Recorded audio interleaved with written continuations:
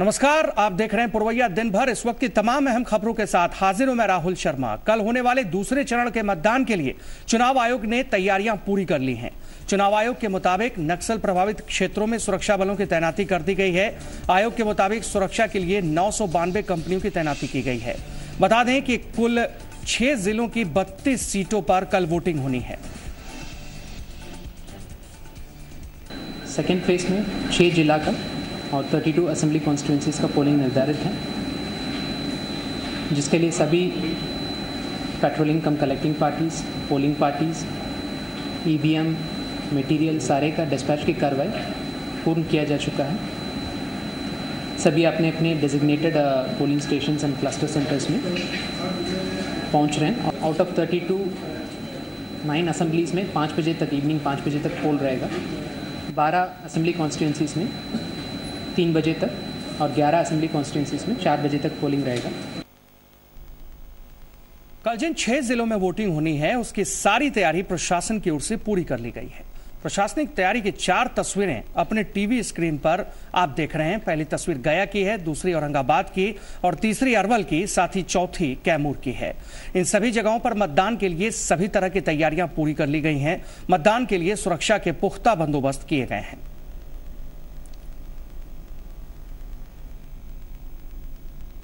बिहार चुनाव में दूसरे चरण की वोटिंग कल सुबह 7 बजे से शुरू होगी। आइए आपको बताते हैं कि 6 जिलों की किन किन सीटों पर कल मतदाता अपने मताधिकार का इस्तेमाल करेंगे।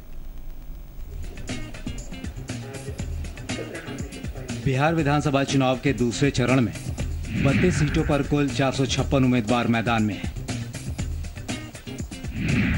इन उम्मीदवारों में 32 महिलाएं हैं। दूसरे चरण में कुल 85,96,856 मतदाता हैं, जिनमें 45,76,722 पुरुष और 40,19,878 महिला मतदाता हैं। 32 विधानसभा चुनाव वाले क्षेत्रों में सबसे अधिक कुर्था विधानसभा क्षेत्र में 22 और सबसे कम इमामगंज सुरक्षित सीट पर 7 उम्मीदवार मैदान में हैं। इस चरण में सबसे ज्यादा बीएसपी के 32 उम्मीदवार चुनावी रण में ताल ठोक रहे हैं। एनडीए की ओर से बीजेपी के 16, एलजेपी के 3, आरएलएसपी के 6 और हम के 7 उम्मीदवारों की किस्मत दांव पर लगी। वहीं महागठबंधन की ओर से जेडीयू के 13, आरजेडी के 13 और कांग्रेस के 6 उम्मीदवार ताल ठोक रहे हैं। इन उम्मीदवारों के अलावा इस चरण में 146 निर्दलीय उम्मीदवार भी अपना भाग्य आजमा रहे हैं। दूसरे चरण की 32 सीटों में से 11 अति संवेदनशील और 12 संवेदनशील हैं। अति संवेदनशील अतरी, टिकारी, बोधगया, बाराचट्टी, इमामगंज, शेरघाटी, गुरुआ, रफीगंज, कुटुंबा, नवीनगर और चैनपुर में दोपहर 3 बजे तक वोटिंग होगी। जबकि चेनारी, सासाराम, डेहरी, काराकाट, अरवल, कुर्था, जहानाबाद, घोसी, मखदूमपुर, गोह, बेलागंज और वजीरगंज में शाम 4 बजे तक वोटिंग होगी। बाकी के 9 विधानसभा क्षेत्रों में शाम 5 बजे तक मतदान का समय निर्धारित है। इस चरण में शांतिपूर्ण और निष्पक्ष चुनाव के लिए मुकम्मल व्यवस्था की गई है। ब्यूरो रिपोर्ट, जी मीडिया। तो चुनाव आयोग पूरी तरह से कमर कसकर तैयार है दूसरे चरण के बिहार विधानसभा चुनाव के लिए। गया में जी मीडिया के संवाददाता ब्रिजम पांडे ने आदर्श मतदान केंद्र का जायजा लिया, जिसकी कमान पूरी तरह से महिला कर्मियों पर रहेगी।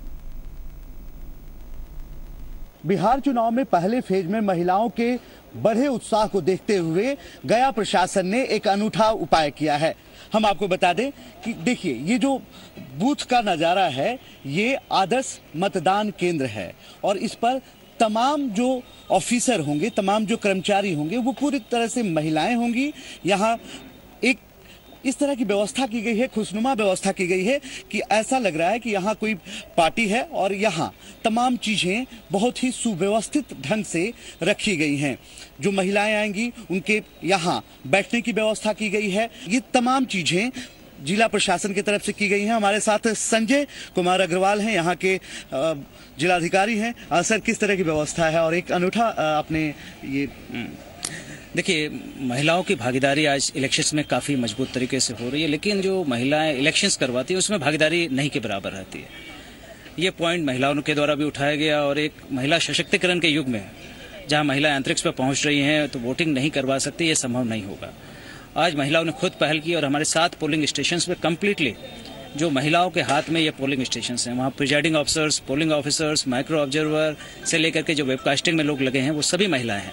यहाँ तक कि कुछ पॉलिटिकल पार्टीज ने जो पोलिंग एजेंट्स देते हैं वो भी महिलाएं देने का उन्होंने वादा किया और अब तक महिला पोलिंग एजेंट शायद ही कहीं। ये आइडिया कहाँ से आया संजय सर? देखिए, हम लोग की कोशिश थी कि महिलाओं को हर तरफ से जोड़ा जाए और उसको लेकर के कई प्रश्न उठते थे कि महिलाएं ये काम नहीं कर सकती, खासकर इलेक्शन से काम है तो उनको टच ही नहीं करवाया जाता था। कि वो हम लोग ने पर्दा नशीन महिलाओं को लगाते थे जो महिलाओं की पहचान करती थी, लेकिन ये कागज कलम का काम उनको नहीं दिया जाता था, जो कहीं नाइंसाफी थी। वो महिलाएं आज सारा काम कर रही हैं, सब कुछ में आगे हैं, तो इस काम को क्यों नहीं कर सकती। और महिलाओं ने खुद बीड़ा उठाया। आप महिलाओं से बात करेंगे जो काम कर रही थी, पहले उन्हें भी डर लगा कि हम इलेक्शन करवाएंगे और नाउ दे आर कॉन्फिडेंट। और दूसरी महिलाएं जिनको ये ड्यूटी नहीं लगी है उन्हें थोड़ी सी जलन हो रही है कि हम भी ये ड्यूटी करते। तमाम महिलाएं देखिए किस तरह से खुशनुमा माहौल में यहाँ काम कर रही हैं।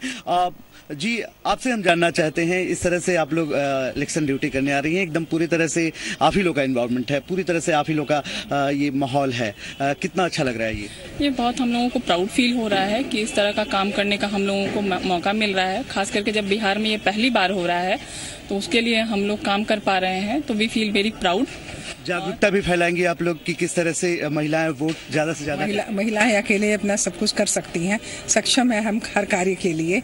और हम लोग को बहुत खुशी भी हो रही है, उत्साहित भी हो रहे हैं और अच्छा भी लग रहा है। कितनी खुश है? आपके चेहरे पे स्माइल है। बहुत खुश है। और हम लोग इसको बच्चों के लिए फ्रेंडली बनाने का भी प्रयास किए हैं कि ताकि जो महिलाएं अपने बच्चों के साथ आए तो उनके बच्चे यहाँ पर खेल भी सके। देखिए, ये एक तस्वीर है और ये तस्वीर बहुत ही शायद ही कम इलेक्शन के समय देखने को मिले। आप देखिए, यदि महिलाएं बच्चों के साथ आएंगी तो इस तरह से तमाम चीजें इन महिलाओं की तरफ से किया गया है।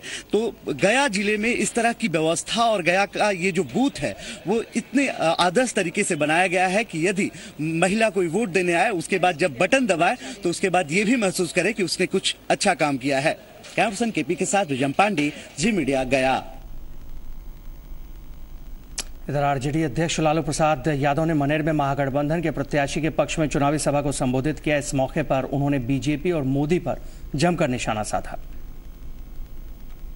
नरेंद्र मोदी देश को बांटना चाहता, गाली दे के चला गया। नीतीश को बिहारियों को गाली दिया। 7-8 दिन पहले देश का प्रधानमंत्री बोल गया तो आके हमरा के कह गया कि लालू यादव शैतान हो। हम शैतान हैं तो हम बोलने हैं, हमारे क्या गलती बा? हम बोली गुजरात के बोल हम 50 हो गए। आई कहता से कि जंगल राज पार्ट 2 आ गए। जंगल राज पार्ट 2 आवता और लालू बोलता है कि मंडल पार्ट 2 है।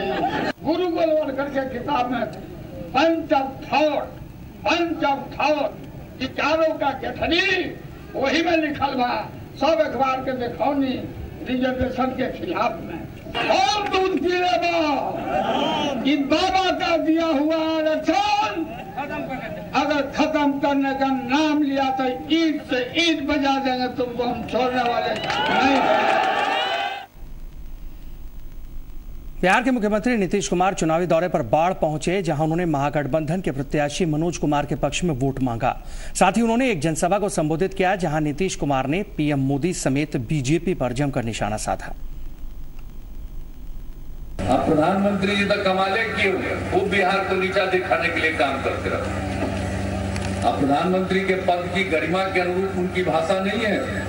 कभी लालू जी को शैतान कर देते हैं, मेरा तो डीएनए गड़बड़ है। आप हमको एमपी बनाए बिहार का मुख्यमंत्री बनाए, ये प्रधानमंत्री जी हैं, ये हमारा डीएनए गड़बड़ बोल रहे हैं। अब बात बात में भाजपा वाला लोग कहेगा हमको क्या अहंकारी, क्या अहंकार है भाई, बताओ क्या अहंकार है, कौन सा अहंकार है? अरे भाई हम बिहारी हैं, अहंकारी नहीं है। नालंदा के रहाई के सोनसा गांव में भी नीतीश कुमार ने जनसभा को संबोधित किया, जहां उन्होंने बीजेपी पर जमकर हमला बोला। साथ ही उन्होंने कहा कि बीजेपी के तमाम केंद्रीय मंत्री बिहार में कैंप कर रहे हैं। नीतीश कुमार ने कहा कि बोरो प्लेयर के दम पर बीजेपी बिहार में चुनाव लड़ रही है।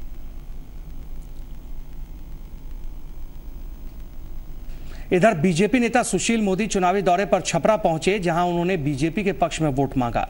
साथ ही उन्होंने लालू पर जमकर हमला बोलते हुए कहा कि लालू अपने बेटे को शिक्षित कर नहीं पाए तो बिहार को भला क्या शिक्षित करेंगे।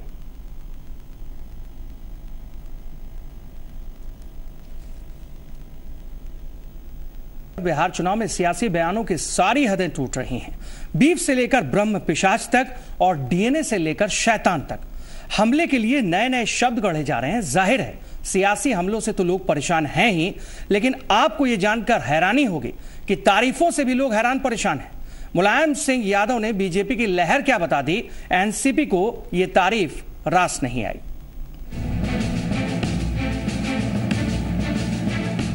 समाजवादी पार्टी के सुप्रीमो मुलायम सिंह यादव बीजेपी पर मुलायम क्या हुए? एनसीपी के सांसद तारिक अनवर समाजवादी पार्टी पर कठोर हो गए। तारिक अनवर मुलायम के उस बयान से नाराज बताए जा रहे हैं जिसमें मुलायम सिंह ने बिहार में बीजेपी की लहर बताई थी। अब ये सवाल उठ रहा है कि आखिर तारिक ने ये तेवर क्यों दिखाए? तारिक अनवर की जुबानी ही सुनिए एनसीपी क्यों एसपी से अलग हो गई। मुलायम सिंह जी की जो छवि है वो एक सेकुलर नेता की छवि रही है। उन्होंने धर्मनिरपेक्षता की लड़ाई भी लड़ी है, लेकिन बिहार में भारतीय जनता पार्टी की लहर है और आने वाले दिनों में एनडीए की सरकार बनेगी, ये उनके शब्द हैं। ये हम लोगों के लिए बहुत ही दुर्भाग्यपूर्ण है और इसलिए हम लोगों ने एनसीपी ने यह फैसला किया है कि हम इस गठबंधन से अपने आप को अलग कर और एनसीपी अब अपने दम पर चुनाव लड़ेगी। अभी ज्यादा दिन नहीं बीते हैं जब हम साथ साथ हैं कि गीत गाए जा रहे थे। बिहार चुनाव में तीसरा विकल्प देने का दावा किया जा रहा था, लेकिन एक बयान ने बवाल कर दिया। सुनिए लखनऊ में डॉक्टर लोहिया की पुण्यतिथि के अवसर पर दिया गया एसपी मुखिया मुलायम सिंह का वो बयान जिससे खपा है तारिक अनवर। बिहार के चुनाव में हम कल गए थे, वहाँ भी माहौल ऐसा है कि बीजेपी ने बना दिया वो पक्ष में एक आरक्षण की सवाल उठा के बेमतलब, वरना जीत ही बीजेपी सही है, ऐसी लोगों की उम्मीद थी जो मुझे बताया। लेकिन वो एक ही बयान से उनके आदेश से कि हम इस आरक्षण पर विचार करेंगे, ऐसे मुद्दा मिल गया। मुलायम सिंह ने 12 तारीख को बयान दिया था, लेकिन तारिक अनवर ने रिश्ता टूटने का ऐलान 3 दिन के बाद किया। जाहिर है बिहार की बिसात पर इन 3 दिनों में न जाने कितने समीकरण बनाए गए और बिगाड़े गए। मुलायम सिंह ने कौन सी चाल चली और तारिक अनवर ने शह और मात का क्या समीकरण भिड़ाया, ये तो कोई नहीं जानता। लेकिन बिहार की बिसात पर तीसरा मोर्चा एक बार फिर तार तार हो गया। ब्यूरो रिपोर्ट, जी मीडिया। जन अधिकार पार्टी के अध्यक्ष पप्पू यादव ने कहा है कि वो इस मामले में एनसीपी से बात करेंगे। साथ ही उन्होंने महागठबंधन पर फूट डालने का आरोप लगाया। मुलायम सिंह पर कोई टिप्पणी नहीं की जा सकती। मुलायम सिंह इस देश की सेकुलर ताकत है। तारिक अनवर जी के बारे में मेरा कुछ नहीं कहना, हम टिप्पणी नहीं कर सकते हैं, बड़े नेता हैं। लेकिन हम इतना जरूर कहेंगे तारिक अनवर जी बैठ करके इस पर करना चाहिए, कोई बच्चे का खेल नहीं है। और मैं नीतीश और लालू के बारे में इतना कहूँगा, वो कुछ भी कर सकता है, किसी का भी घर फोड़ सकता है, किसी को तोड़ सकता है। राजनीति में कब क्या हो जाए इसका कोई अंदाजा नहीं लगा सकता। कुछ ऐसा ही हो रहा है बिहार चुनाव में। प्रधानमंत्री नरेंद्र मोदी के बिहार आने और नहीं आने दोनों का मुद्दा फिलहाल सियासत की दुनिया में छाया हुआ है। आखिरकार क्यों है ऐसे हालात बिहार में कि सिर्फ पीएम के ऊपर में इतनी सारी चर्चा हो रही है? देखिए इस रिपोर्ट में। प्रधानमंत्री नरेंद्र मोदी बिहार आए तो विपक्षी दलों को परेशानी, नहीं आए तो बेचैनी। बिहार चुनाव में कौन मुद्दा कब बन जाए ये कोई नहीं बता सकता। बैटल ऑफ बिहार जीतने के लिए पीएम मोदी बिहार में ज्यादा रैली कर रहे थे। इसे लेकर विपक्षी दलों में खलबली मची हुई थी। इतना ही नहीं, इसकी सूचना चुनाव आयोग तक भी पहुंचा दी गई। लिहाजा पीएम मोदी ने रैली को ही स्थगित कर दिया। अब मोदी ने रैली स्थगित किया तो विपक्षी दल के माथे पर चिंता की लकीरें खींच गई। लेकिन ये भी बताने से नहीं चूक रहे कि पहले चरण के मतदान के रुझान से घबराकर प्रधानमंत्री बिहार चुनाव से अपने को किनारा कर रहे हैं। भारतीय जनता पार्टी के अभियान के नेतृत्व से लगता है प्रधानमंत्री ने किया है किनारा। बदले बदले मेरे सरकार नजर आते हैं। इस इलेक्शन को हारने के आसार नजर आते हैं। अचानक प्रधानमंत्री जी ने बिहार में अपनी पूर्व निर्धारित रैलियों को रद्द करना शुरू कर दिया है। महागठबंधन ने तो चुनाव की तिथि पर प्रधानमंत्री के भाषण के प्रसारण पर रोक लगाने की मांग की, लेकिन बात बनी नहीं। और अब प्रधानमंत्री के बिहार में कुछ रैलियों के स्थगित होने पर भी सवाल उठाया जा रहा है। हमने कल इलेक्शन कमीशन से दरखास्त की, कल सुबह दिल्ली में हमारे कांग्रेस और जदयू के साथ भी, और मुझे फख्र इस बात का गर्व है कि इलेक्शन कमीशन ने अपनी विरासत के आलोक में जिस प्रकार का निर्णय लिया, वो निर्णय हिंदुस्तान में जमहूरियत की जड़ों को और मजबूत करेगा। राजनीति में सभी नेता और पार्टी हमेशा इस फिराक में रहते हैं कि चित भी मेरी हो और पट भी मेरी हो। अब प्रधानमंत्री बिहार क्यों आ रहे हैं, क्यों नहीं आ रहे हैं, इसमें भी मुद्दे की बात ढूंढी जा रही है। चंदन झा, जी मीडिया, पटना। बढ़ेंगे आगे। वैशाली के पातेपुर में एनडीए प्रत्याशी महेंद्र बैठा के पक्ष में निषाद समाज के नेता मुकेश सहनी ने चुनाव प्रचार किया। इस मौके पर उन्होंने जनता से एनडीए का साथ देने की गुजारिश की। साथ ही उन्होंने कहा कि अगर बिहार में एनडीए की सरकार बनेगी तो उद्योगों की बहार आ जाएगी। गुजरात में बेहतर डेवलप किया, बहुत सारे फैक्ट्री लगे। महाराष्ट्र में बहुत सारे फैक्ट्री लगा हुआ, राजस्थान में बहुत सारे फैक्ट्री लगा। आपके बीच में जैसे भी जो भी लोग शहर में रहते हैं उनसे आप पूछ सकते हैं, बेहतर डेवलप किया। तो निश्चित एनडीए की सरकार अगर बनती है तो मेरा पूरा भरोसा है कि बिहार में भी उद्योग हो, बिहार को भी बेहतर आगे बढ़ने का मौका मिलेगा। जिस तरीके से हमारे भारतीय जनता पार्टी के माननीय प्रधानमंत्री जी का सपना है कि बिहार को आगे लेके जाएंगे। 1.25 लाख करोड़ रुपए का पैकेज उन्होंने दिया एक ही क्षण में।